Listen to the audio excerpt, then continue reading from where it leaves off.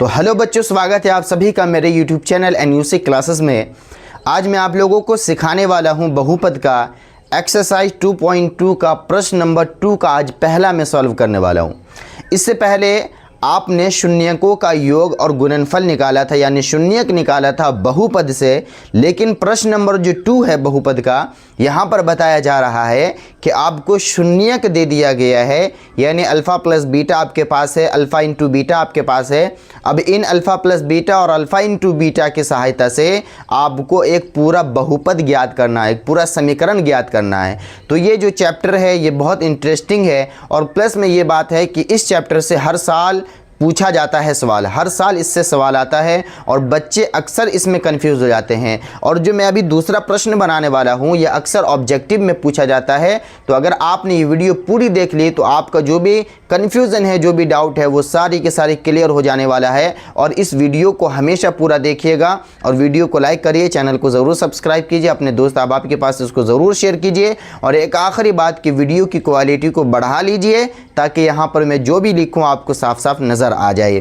तो चलिए मैं अपनी वीडियो को शुरू करता हूँ। यहाँ पर मैंने बता दिया एक्सरसाइज 2.2 ये क्लास 10th के लिए है। यहाँ पर मैंने कुछ लिखा है, जैसा कि क्वेश्चन में दिया गया है कि एक बहुपद ज्ञात कीजिए जिसके शून्यकों का योग तथा गुणनफल क्रमशः दी गई संख्याएं हैं। ये आपका क्वेश्चन बोल रहा है। तो ये देखिए यहाँ पर शून्यकों का योग का मतलब होता है जोड़ना। इसका मतलब हुआ कि शून्यकों का योग का मतलब क्या, अल्फा प्लस बीटा की बात कर रहा है, ठीक है। और शून्यकों का गुणनफल का मतलब होता है गुणा करना, यानी अल्फा इंटू बीटा की बात कर रहा है। तो इसमें कभी भी आप कंफ्यूज नहीं होइएगा, मैं यहाँ पर इसलिए लिख दिया हूँ ताकि आपको कोई भी कंफ्यूजन बाकी ना रहे। तो चलिए मैं बता दूं एक्सरसाइज 2.2 क्लास 10th के लिए है, और ये प्रश्न नंबर दूसरा का पहला क्वेश्चन है। और ये इतना आसान है, इतना आसान से बनाएंगे कि आप भी देखकर दंग रह जाइएगा, आप कभी भूल नहीं पाइएगा अगर पूरा वीडियो देख रहे हैं तो। सबसे पहले हम करते हैं सॉल्व, और जब हम बनाएंगे क्वेश्चन तो एकदम ध्यान से देखिएगा। सबसे पहले ये क्या है भाई, तो यहाँ पर पहला दिया है शून्यकों का योग,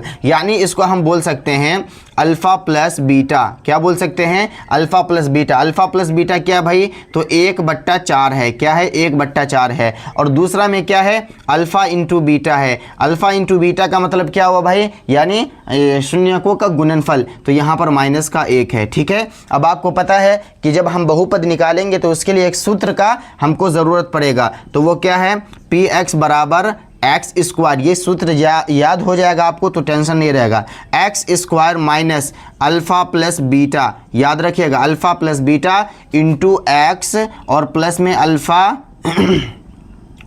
अल्फ़ा इंटू बीटा बराबर का 0 आपको देना ही पड़ेगा। समझ में आ रही है। अब चलिए हम क्वेश्चन को हल करते हैं। तो पी एक्स कर देते हैं, इधर एक्स स्क्वायर है तो यहाँ पर हम एक्स स्क्वायर लिखेंगे, माइनस लगा है तो माइनस लगाएंगे। अल्फ़ा प्लस बीटा जो ब्रैकेट के अंदर है इसकी जगह पर हम ये जो अल्फ़ा प्लस बीटा हमको दिया गया है 1/4 हम इसको लगाएंगे, ठीक है। इंटू एक्स है तो एक्स लगाएंगे, प्लस है तो प्लस लगाएंगे। अल्फ़ा इंटू बीटा की जगह पर जो हमने -1 माना है और यहाँ पर दिया भी गया है तो यहाँ पर माइनस का 1 लगेगा, उसके बाद बराबर का 0 हो जाएगा, ठीक है। अब हम इसको सॉल्व करते हैं। 4 को x से गुना करेंगे तो 4 को x से गुना करेंगे तो 4x स्क्वायर हो जाएगा, माइनस प्लस क्या हो जाएगा, माइनस हो जाएगा।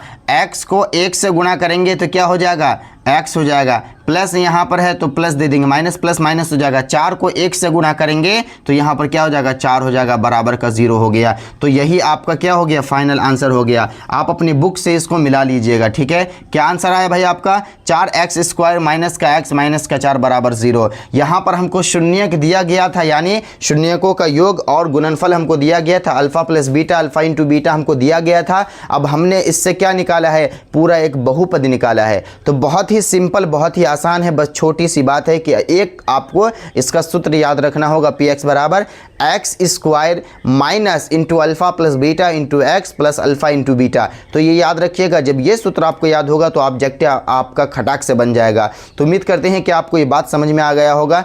फिर आज तो मुझे कुछ बेसिक भी बातें समझानी थी इसलिए मैं ज़्यादा नहीं बनाया, कल इंशाल्लाह ताला मैं ज़्यादा बनाऊंगा। और आप मेरे साथ जुड़े रहिए और ऐसी और वीडियो के लिए, ठीक है। और अपने दोस्तों अहबाब के पास इस वीडियो को ज़रूर शेयर कीजिएगा, लाइक कर दीजिए, चैनल को ज़रूर सब्सक्राइब कर लीजिए। अभी तक के लिए बस इतना ही। जय हिंद।